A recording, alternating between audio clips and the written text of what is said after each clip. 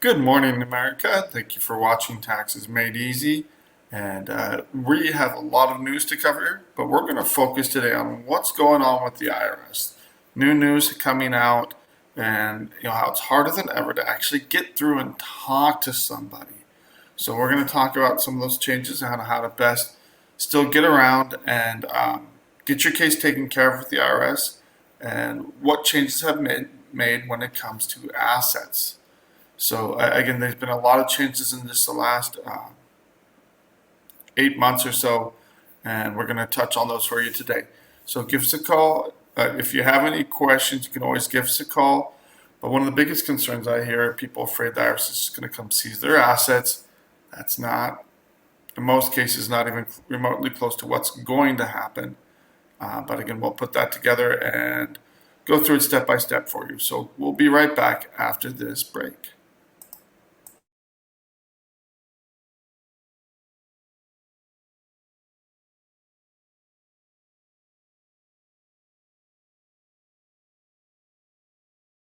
Welcome back, everybody, and got a lot of news that we're just going to dive into here. So first of all, we're going to share an article. Again, it's another announcement from the IRS. These have been coming through fairly regularly. So Hurricane Debby that hit Vermont. Again, the IRS is just expanding this relief to all 14 counties in Vermont. If you live in Vermont and you were hit by this, your tax filing and payment deadlines are extended out from August 4th to February 3rd, 2025. So again, a lot of different areas, disaster alerts, are getting this relief. If you have questions, this is straight from the IRS website, irs.gov. Go into the tax news for today, the 14th. Actually, this came out yesterday on the 13th, so yesterday during the day. But if you have questions, if you live in the other areas that have been hit, we've talked about it lately, the South, Florida, Georgia, North Carolina, South Carolina, Minnesota, other areas. So again, they have regularly come out with these announcements for tax relief and deadline relief for taxpayers in areas hit by disasters. Next article, again, this just goes with the overall politics of the area of global politics, and this article is from CNBC, and it talks about U.S. has approved $20 billion in weapons sales to Israel. So the main reason is the wider Middle East threat of war that we know. People are talking about it. Iran came out and said, well, we will not attack if Israel does a ceasefire in Gaza and pulls out of Gaza. That really is a deal breaker because they still have hostages. So, and they're still attacking. There's no guarantee whatsoever that Hamas won't just rebuild and attack again and again and again, that's what Iran wants. The key thing with this is that most of these sales are for long term. So it's to maintain the long-term capability of Israel.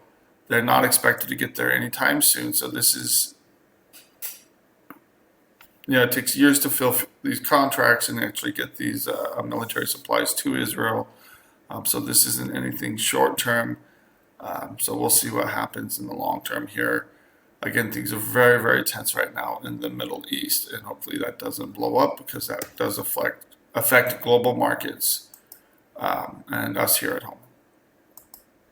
So inflation, good news from the Washington Examiner, and this is all over the news. Official numbers dropped down to 2.9%. The goal that the Fed was looking for is something closer to 2%, but at least it's going in the right direction. So they expected it to remain at 3%. Apparently it's down 0.1%. That's the official inflation number. So even though I don't believe or trust official inflation numbers at all, this trend that it's slowly creeping down is a good thing as long as the numbers are accurate. And one of the big concerns here is it very well could be happening due to a softening of the market. So the question is, we have inflation numbers creeping down. We have the big issue here is the labor report. Unemployment went up to 4.3%. So when you have a recession looming and all the signs for recession, inflation would go down because people aren't buying. Consumer confidence is down. So the one positive mark there is that inflation it tends to go down. But again, this is encouraging the Fed to cut rates. The question is how much? So people really are expecting the Fed to come in with at least a 0.25%, if not 0.5%, to make sure that they're not going too far and keeping interest rates high. Again, the real elephant in the room here, and this is what we talked about a lot yesterday, is that if you don't cut spending, if you don't get spending under control, that's the real reason for inflation. That's a real reason that our money is worth less, because the government keeps borrowing. This year it's going to be about $1.9 trillion. So, and we're going to get into this more. So the next article, interesting article, this is actually from Yahoo Finance. And we're going to go through the news a little bit quicker today. And then big thing in the news is the U.S. government is finally going after big tech. So they went after Apple, and so now they're going after Google. So this is the company that owns Google is Alphabet, and their DOJ is arguing that they illegally monopolized the online search market and work to exclude other companies from their search engine. We all know that Google dominates Chrome and other things. So again, it's a big win for federal authorities taking on the market dominance of big tech. Do I see this as a good thing? Probably. Google has all kinds of problems, and we're going to talk about one of those right after this. Again, some of the options that they're considering is forcing Google to share data with competitors and stating measures to prevent it from gaining unfair advantage in other AR products, forcing it to give up their Android operating systems, possible sale of AdWords, which is their Google search ad program, or force them to get rid of their Chrome web browser and spin these off as separate companies or sell them to somebody else. So they've sued Meta recently. Amazon has been in the news in the United States and in Europe, and Apple. Now it's Google's turn. Are they actually doing enough, though? That's another big question. But again, there's no doubt that big tech has really turned into a few big companies that have a stranglehold on most of the internet. And that's not a good thing for innovation. It's not a good thing for free speech and the health of information being shared, especially as the internet is really taking over other mediums such as newspapers. Just talked to someone yesterday who's been in the newspaper business 20 plus years and is finally finally had to close down his newspaper operation. And it's a sad moment for him, but again, it's just, distribution is down. People just aren't buying and reading newspapers. So going with this is an article. I think this is interesting. And the funny thing is that they're not contesting that they're doing this. But apparently the Harris campaign is going in and changing headlines to fit what they want to say, to sound like newspaper articles are supporting the Harris campaign, and Google is just allowing this to happen. They're just looking the other way. So they're letting this political team, and this is where we saw censorship in this last, under the Biden administration.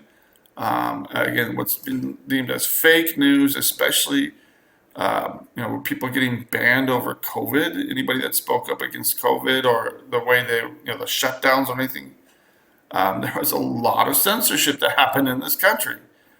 And so now they're allowing the political team to go in and edit ads from major publications. They've been messing with the search results in Google. Why? To make it seem like major outlets are supporting the vice president's campaign. So they're not favorable enough, so they're going in and tinkering and messing with the names. This is a perfect example of the government controlling messaging, controlling what's going out there, and Google is standing by and letting it happen. Again, this is a huge example of it. So Sarah Fisher of Axios, a very left-leaning source, came out and tried to excuse it. So she threw a fit about Trump appearing with Elon Musk. And to be fair, that was not a critical interview. Anybody thinks that was a hard-hitting interview? It wasn't. It sounded like a bromance. But at the same time, they had a conversation. You can take it for what it's worth. Kamala Harris was invited online too. She turned it down. So now the same person that threw a fit over Elon Musk meeting with Trump is throwing a fit about Google. So, she's excusing it. So the Harris campaign has been editing news headlines and descriptions such as to make it appear as a major outlet supporter. And then she goes on to say Google believes its sponsored disclosures are enough to keep voters from being misled, even though they're allowing the Democrats to go in there and change the language. So he's like, oh, well, we have sponsored disclosures. Again, this is this article is not, it's from townhall.com, but calling this out, saying, look, we have proof here of a monopoly allowing one political party to go in and manipulate the news, manipulate the ads, and how is that not misleading voters? So again, for this and other reasons, I do think that Google, something else that needs to happen with Google, because this is nuts. It's been bad, but it's just getting worse. And we're actually coming up on a break in just a little while. Again, we want the free flow of information. We want less censorship. And ironically, you've been heard about this. Elon Musk was threatened by the EU, and now there's conflict within the EU over threatening Elon Musk for promoting hate. And again, the far left, the Harris campaign has claimed anything from Trump is hate fueled and that they're fighting hate, et cetera, et cetera, et cetera, right after an assassination attempt. So free speech, open markets, the open flow of ideas is very important. And again, I've expressed my frustration, even last night or the other night with Trump's interview with Elon Musk. Long on promises, short on details. And who's holding their feet to the fire? Really nobody. This applies to both campaigns. So we will be right back after this break.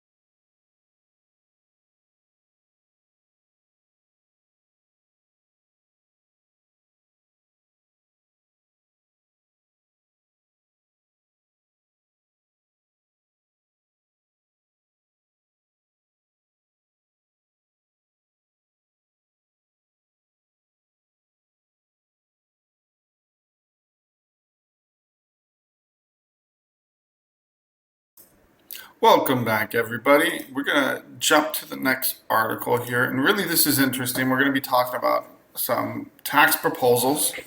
And really, the concern here, and this is what I've been mentioning, both the Trump campaign and Harris campaign are coming out and trying to gain favor by proposing more cuts, more credits, more cuts.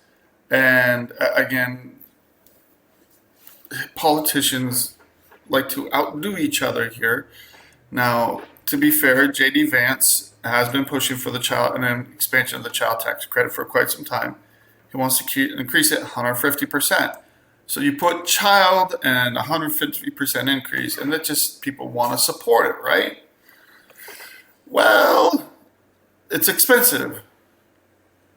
The main thing, it would increase the child tax credit to $5,000 per child from its current $2,000, and in the long term, it could add trillions in federal spending. It would add trillions in federal spending. Basically, that's more money flowing out the door to promote families, and this is J.D. Vance's big thing. He wants to promote families, be pro-family, pro-children across the board. So again, one of the big things from current proposals is that it's a much smaller amount. It's limited, so there's a cap on when families can still get the credit. And one of the biggest criticisms here, it's just less than 2 weeks after a bill that would have provided a modest expansion failed in the Senate. Why did it fail in the Senate? Well, it really was set up as a show vote by the Democrats. It's all politics, which is really crazy. Again, it was passed in a bipartisan manner back in February, and Chuck Schumer held on to it until the last minute in August, and right before the election, and then sprung it on Republicans there was no consultation, there was no, hey, let's work this out. There was none of that, and then he said, well, here, vote on it. And of course, the Republicans said, hold the phone. Now you're playing games. We're not gonna fall in line. And part of it was to deny the Biden administration a victory right before the election. But again, both parties were playing games with it. So again, it really is kind of silly how they play games like this when they're supposed to be supporting children. Let's see what happens after the election. Estimated price tag, 2 to 3 trillion over 10 years. So that's about $200 to $300 billion a year. That is not a drop in the bucket, and we're currently overspending like crazy. So while you might like the idea of tax cuts, and I do, unless it actually grows the economy, it's being counterproductive, because if we cut taxes in the short term and in the long term we have to raise them dramatically because the budget has just exploded, it doesn't make any sense. And that's one of the biggest criticisms, and it's funny how the left is really coming out, and they're so tax conscious now, but they don't say anything about the massive overspending going on by the Biden administration. They don't care about it unless it's a Republican reporting it. It's just kind of silly. And J.D. Vance didn't vote. He called it a show vote, which it was. And that it would have failed even if he had been there, which it would have. But again, currently it was $2,000, and they're going to raise it to $3,600 per child. But again, the Senate played games with it, back and forth. So it's not happening now. They're talking about one of the Republican reasons for not supporting was they thought they would get a better deal if Trump was elected. So let's see what happens. But I think the biggest idea is whenever you have ideas like this, it's going to add to the national debt. It's going to continue to burden for future generations unless we cut the government, unless we take a chainsaw to it like Javier Milei did to the Argentinian government. But again, that's so much harder with our set it, and the way our government's set up, and a lot of these people, government jobs are protected, and they have passed laws and made it harder than ever to try to get rid of people. So this is from U.S. News. What to know about the Harris-Trump proposals to cut taxes on tips. Again, economists say the proposals aren't a great idea. The main reason, it adds to the national debt. But again, for every spending bill, they don't care. Like, they didn't care about the Democrat, Schumer, just trying to shove the child tax credit bill. I didn't hear anything about the national debt when they were pushing that. But now that J.D. Vance is proposing a larger package, all of a sudden the national debt is a huge issue. They really don't care. And yeah, that's my opinion, is that it's just thrown around to attack Republican proposals. But the Republicans don't need to get with the program and actually care about the debt too. So it's just frustrating how our politicians bandy about the issue and don't actually do what is needed for average Americans. So both are now, Harris and Trump campaigns are pushing for cutting taxes on tips. Of course, Trump announced it 2 months prior, and then Harris essentially did rip it off and added a couple tweaks to it. Again, you have William Gale from the Brookings Tax Policy Center says the policy bad, regardless of who's promoting it. So exempting income taxes on tips is a terrible idea. It was a terrible idea when Trump proposed it, and remains now that Harris proposed it. Don't know if I agree. And they're saying the rate of tax evasion on tips is already higher than the rate of evasion on regular wages, because it's a gratuity. It's hey, you did a great job, I want to give you a favor, which is why a lot of people refuse to give tips unless you actually get service. Someone takes care of you. It's a way to say thank you. I think more and more people are stopping the tip or reducing their tips due to increases in the cost of goods and services. But again,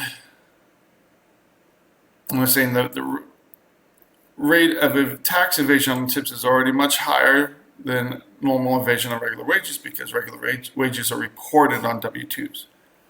Should the government get out of tips altogether? That's the real question, is do we want the government regulating and taxing every last form of income out there? And a lot of people say no. That's why it's controversial, and it makes it even more controversial that the IRS has been going after tips with a vengeance. So currently it's considered income, and it's subject to payroll and federal income taxes, so people have to pay Social Security on those tips. They have to pay federal taxes on those. And so right now, anybody that gets $30 per month in tips needs to pay taxes on it. So who would benefit from cutting taxes on tips? Nearly 2/3 of tip workers would not benefit. That's a lie. I'm sorry, because they ignore what they just talked about. Payroll taxes. So this is Social Security, Medicare, 14.9%. It would be a 15%, just under 15% benefit for tipped workers if their tips were not taxed, if it was not considered income. Plain and simple. So if people just took the tips, they got the cash, just as it traditionally happened. And unfortunately, what a lot of places are going, that's the person that you're tipping doesn't get all the money. It gets put in a jar and it gets shared. So there's all kinds of rules and policies that dictate where tips actually go. But one of the biggest lies out there, that it won't benefit the poor people that are actually getting the tips. It absolutely will, because one of the most regressive taxes on there is Social Security, Medicare, and that's 14.9%. That many of them, they're not going to see that when they get older. And if they do, they would be much better invested in their own 401ks, IRAs, something like that. So it is a tax, and it absolutely reduces what they would receive. So again, this is what kills me, is that they put out that it's not going to benefit the poor. It will benefit the poor, but they say it won't benefit the taxes that pay the income taxes. It might not if you're in the bottom percentage of listen, 46% of tipped restaurant workers don't earn $13,000. I don't buy that. If you're working at a restaurant, a typical place, the problem is everywhere, Burger King, McDonald's, whatever, everywhere's asking for tips now. Those aren't what you would typically consider tipped positions. And so a lot of this is a little bit skewed. They're saying it would cost 150 to 250 billion over the next 10 years, but what happened to the 2 to 3 trillion that they were talking about? So this is a problem, is that it comes out, you have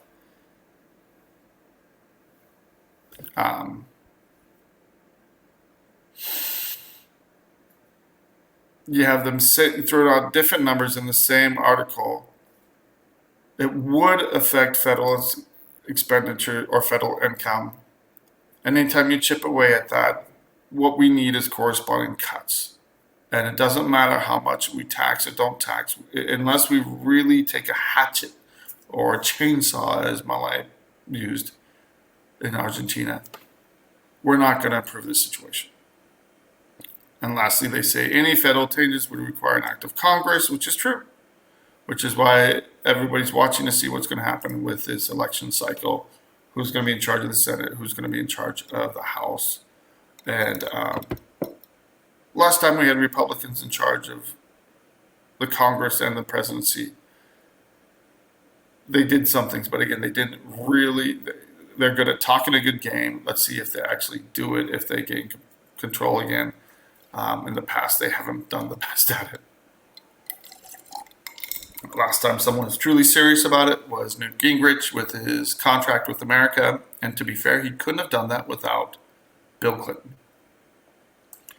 So again, love to see a return to some kind of sanity, working together to get to get our fiscal house in order for our future, but also more importantly, our children and grandchildren's future.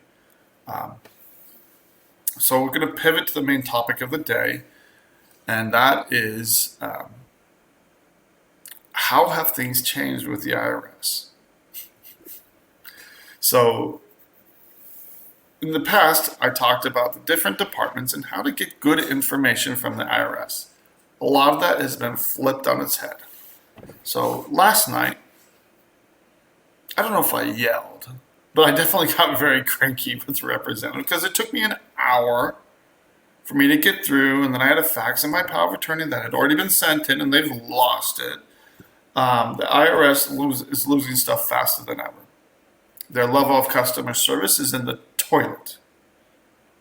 And again, I try to acknowledge where the IRS is going well, but when it comes to actually dealing with them, the actual individuals dealing with them, it's horrible. I had someone just the other day said, look, could I just set it up online? So yeah, it's actually easier now to set it up online through irs.gov rather than calling them and talking to someone. But if you have any issues, if you owe any taxes, if you want to get a penalty abatement, if you want to see when their tax debt is expiring, none of that information and help is online.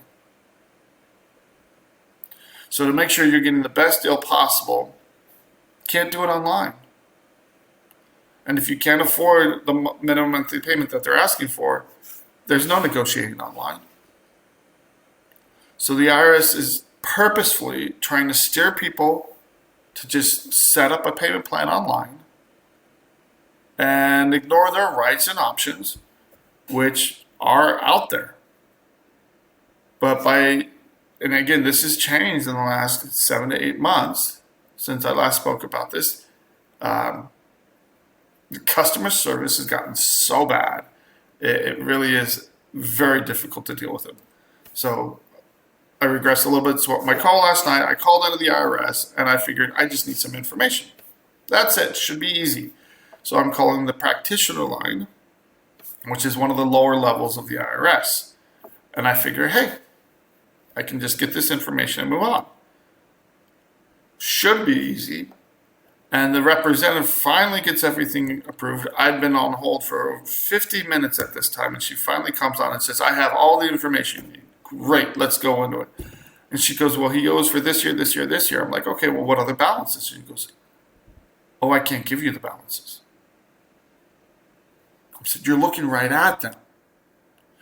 We're not allowed to do that anymore. Like, since when? Because the IRS has been playing with the numbers. They've been playing with the situation. So if you want transcripts, you have to request it from the first couple layers of the IRS. If you get to collections, they can resolve your case, but they can't send you transcripts. So hands are being tied in one department from another. Some idiotic, and I'm going to be a little straightforward and because it just really is idiotic what these bureaucrats and politicians are doing at the IRS. They are purposefully making it harder for taxpayers and tax professionals to work with the IRS to help taxpayers. It is nuts. So this gal tells me I can't give you the balances. I'm like, well, that's great, because that's the number one thing I'm calling about. It's right there on your computer screen, but you're telling me you can't tell me. She goes, well, I can give you a bunch of other information. It's like, well, that's lovely, but that's not why I'm calling. That's not the number one thing that I need. And I'm just trying to update a case for a client to give him an idea of where his situation stands now. I'd already worked an hour past. This was going well onto an hour past when I would normally quit. So my wife wanted to spend time with me.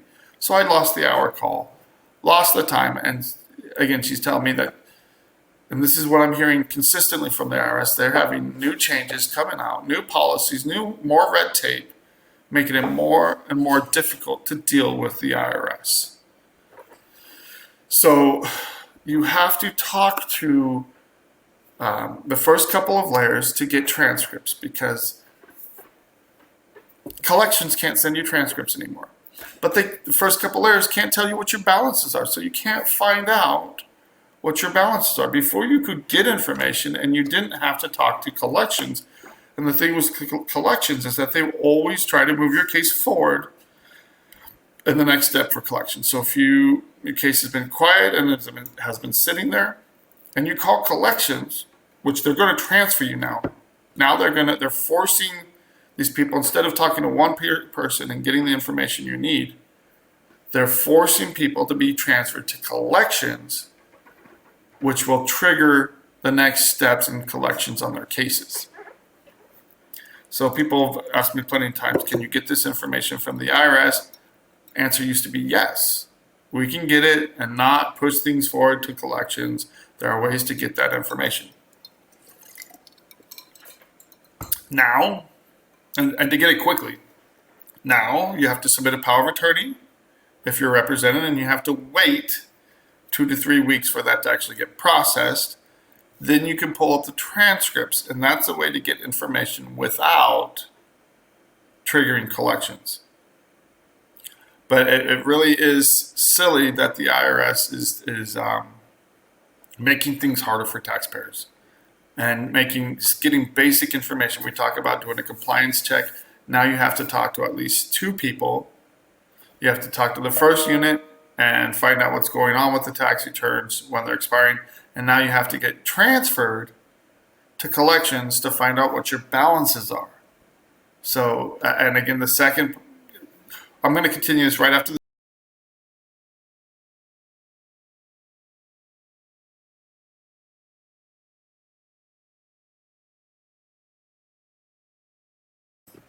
Welcome back, everybody. And I do get keyed up because about the lack of customer service and the bureaucratic nonsense that goes on with the IRS. It has been so bad under this administration.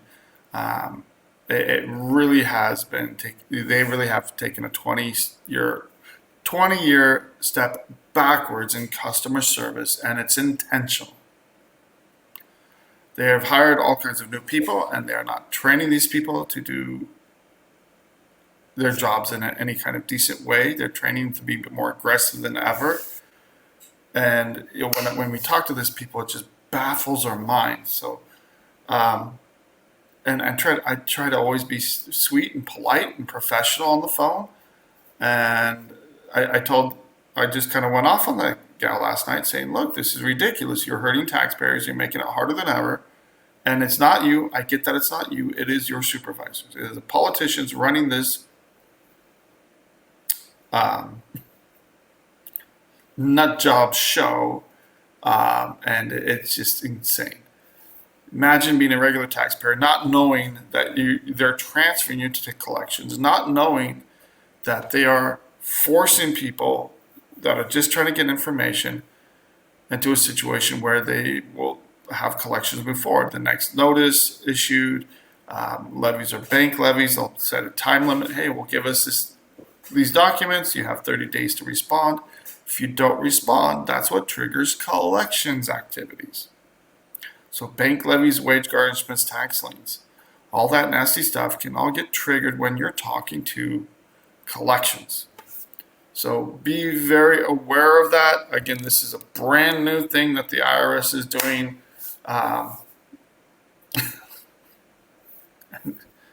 It's just another change making it harder than ever for people to work with the IRS. So again, there are ways to do that, but we're going to be changing our policies here to make sure that we are not hurting taxpayers, because with these new rules, it just hurts taxpayers even more. So how do you get good information? First of all, you can go online. You can pull up your transcripts. Reading transcripts is not as easy as it might seem. Determining when things are going to expire is harder than normal. And again, this is something that is important to review and see and get a good idea of what's happening on your case. That's why one of the first things we do is we call in, we do a thorough review of the case, and go from there. Now, given these changes, the IRS is making it harder than ever. You might be a little bit or a lot more cautious about just calling the IRS, especially if they're transferring you to collections. And they didn't used to do that on every case. And the funny thing is the collections is already backed up and crazy by forcing calls to go to two different people or two different departments. You're doubling your wait time. You're doubling how hard it is to get through, and you're making it harder than ever for the IRS to actually help people. So again, I could go on and on about this. So protecting yourself when you're calling the IRS is very, very key. And if you can't get through, yesterday I got transferred around 5:30. The day before I got transferred around 5:30. I tried 3 different times to get through, and each time I got transferred through to the right person, I got disconnected. And then I had to go and start at point A again. So it's happening to tax professionals as well as taxpayers. It's just an atrocious level of service. So just calling in and getting the information harder than ever. When should you call in? Best time is between 5 to 7 p.m. And Mondays and Tuesdays are the worst days to call in. So call later in the week, Wednesday, Thursday, Friday, 5 to 7 p.m. And that's when you're more likely to get better help. But again, be very careful now if you're trying to not trigger any collection activities and they go to transfer you to collections. You're going to want to pull your transcripts instead and maybe sit down with a tax professional. We review letters for free. We'll review transcripts for free so people have an idea of what's going on with their situation. It's just so frustrating to people that they have to. It's so hard just to find out where they are, what their rights are, and how to address the situation. So moving forward as to what's changed with assets.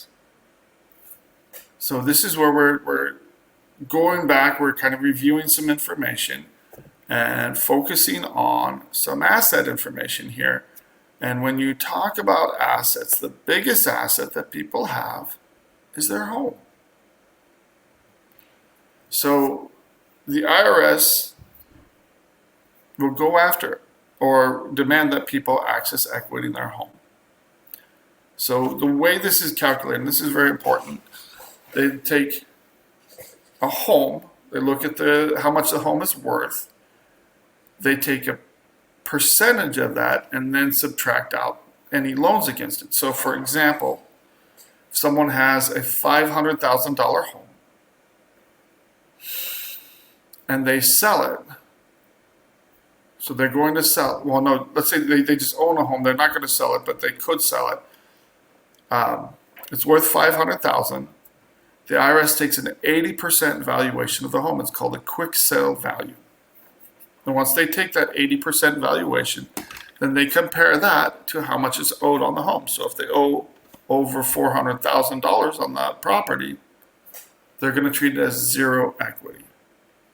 So especially if you go to California and other places where homes are worth $600,000, $700,000, $800,000, that 80% can be $160,000 off. So I've seen people that had an $800,000 home, had $100,000 equity in it, only owed $700,000 on it, and taking this 80% valuation, it still showed that they didn't have equity in the home. So just because you might think you have equity in the home, it's how the IRS looks at it. So the IRS almost never force people to sell their homes, and that's kind of the nightmare scenario people that people talk about all the time is, do we have to sell our home? So you almost never have to sell your home when dealing with the IRS unless you're doing a lot of things wrong. But more and more, the IRS is demanding that people try to access the equity in their home. So if you're doing an installment agreement and you have equity in your home, or if you're doing a non-collectible status and say, look, I just can't afford to pay right now. If there's equity in their home, they're demanding that you go out and try to access that equity, which it's easier said than done. Well, no, it's actually, it's not that hard. So it's not a huge hurdle if you know what you're doing. Too many people, they just don't know what they're doing. They throw their hands up. They don't know how to do this. You can go online to Rocket Mortgage, Lending Tree, any of these online sources. You can go to your local bank if you have a relationship with a banker, explain the situation to them and say, look, I'm trying to see if I can get a loan out. And all you need are 1, maybe 2 denial letters. So if they tell you no, you just need that in writing. It can be, you can print a screen out if that's, they get it. Unfortunately, we couldn't accept your application at this time. If that's the response you get, print that screen, put it in a Word document or other form so you can print it out. And that's what you need to send to the IRS to say, look, I tried to get a loan. They denied me. Now, let's go to our example. If someone has a home worth $500,000. And let's say they owe $300,000 on the home. So if you look at that $500,000, you take an 80% on it, so that quick sale value is $400,000, and so you have this equity between $300,000, the loan amount, and the $400,000 that's owed. So that's $100,000 in equity there. If you can get a loan out, what they don't want you to do is say, hey, can I get a loan for $300,000? They know it's going to get rejected. So they want to see, they want to make sure that you're making a reasonable loan attempt. So they want you to be asking for that $100,000 in equity. And the question is, how much do you owe? So if you only owe $40,000 and you ask for a $100,000 loan and that loan application gets rejected, they might question it and have you go back and attempt another loan. A lot of this information doesn't show up on loan rejection letters, but there are times that they ask for the application, again, which is harder for them to ask for now that everything's done online. But again, they want you to apply for the amount owed or the amount of equity in the house. So one of those two, whichever is lower. So when you make this loan application, you get this loan denial letter, then you can go to the IRS and say, look, leave the equity in my house alone. I can't access it, and here's the proof. Then they will leave that alone. But again, the caveat here is you have to get the basic things done first. So this is why I hammer on filing compliance, payment compliance so much. So I have a case right now.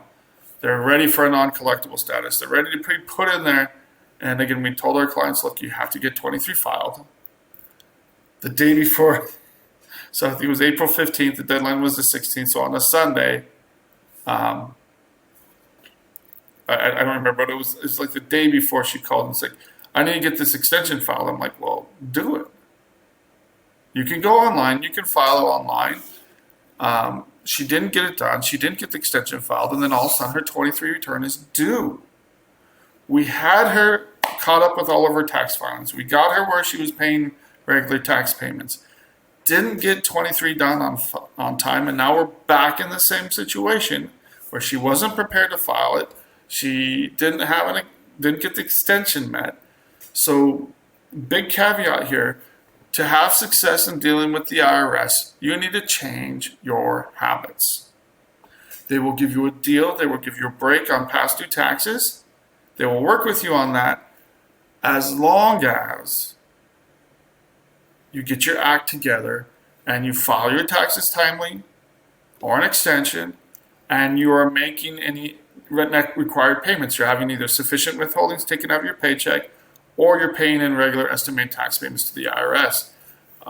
If you don't have taxable income or enough income, you just have to show that to them. But they're not even going to look at that if you're not filing compliant and payment compliant. So I just want to hammer in on those real quick. And we're coming up really on the end of the show, but we're going to continue this conversation about assets. But the house is the biggest asset. So if you do have a lot of equity in your home and you can access it, what do? Well, either you take out the loan and pay the balance off, and with interest rates the way they are, it's not a bad idea to do that. Or if you just want to get on a payment plan, you can, and it just needs to pay off the balance in full. If it's under $50,000, the IRS will do it without question. If it's between $50,000 and $100,000, they'll typically do it, but it depends on how much equity you have in your house. So I talked to someone the other day. He had a $300,000 home that was paid for. I'm like, okay. He had $400,000 in retirement assets. I'm like, I can usually protect what's in a retirement asset as long as you're retired and living off of it. And then he had another $175,000 in whole life insurance policies that he could easily access. I'm like, no, way too big of a stretch. You've got the equity in the home, you've got the life insurance. I can protect what's in the retirement, but with all these other assets, there's not much I can do for you. I said, look, what I'm going to suggest is do an installment agreement. He owed around $80,000. Said, look, if you just go in, you set it up to pay the balance in full, they're not going to look at your financial information. Or look at it too closely. So he said he wanted to go online and just set that up. And that was the best option for him. I gave him some free advice on some abatements, so he didn't lose out on that. But he has to make a separate call, and he decided to do it on his own. That's fine. That's good. And we give free advice all the time to taxpayers. So if you have equity in any property, not just your primary residence. They tend to leave primary residences alone, but they will still ask for you to access any equity that you have in there. And people complain, look, it's my primary home. This is my nest egg for retirement. If you have equity in the home, especially if you can full pay the balance, the IRS doesn't care. They will ask you to go and take that. And some people, their credit is too good. They've worked so hard on their credit, and they're like, I can't access it. So if you truly can pay the debt, sometimes that's the option. But if you have questions, if you want to just explore what your options are, give us a call. Like I said, free consultation. We give free advice regularly. If you own vacant lots, if you own if you have rental properties, if you have other kinds of real estate, they're treated very similarly. Um, the the main difference, if it's used for the production of income, if you have rental properties that are active in collecting income for you, that can be treated very differently, and we're going to dive into that tomorrow. So just to wrap up, if you have questions, give us a call, 520-485-7371, or reach out to us through guardiantaxlaw.com. And I hope this was informative. Again, if you have questions, we would much rather review your information, review any letters you have, steer you in the right direction, and give you some friendly advice, or we can help do that for you if you'd like us to do that for you and make sure that you get your case taken care of. So thank you for watching again, and we will see you tomorrow to continue the conversation.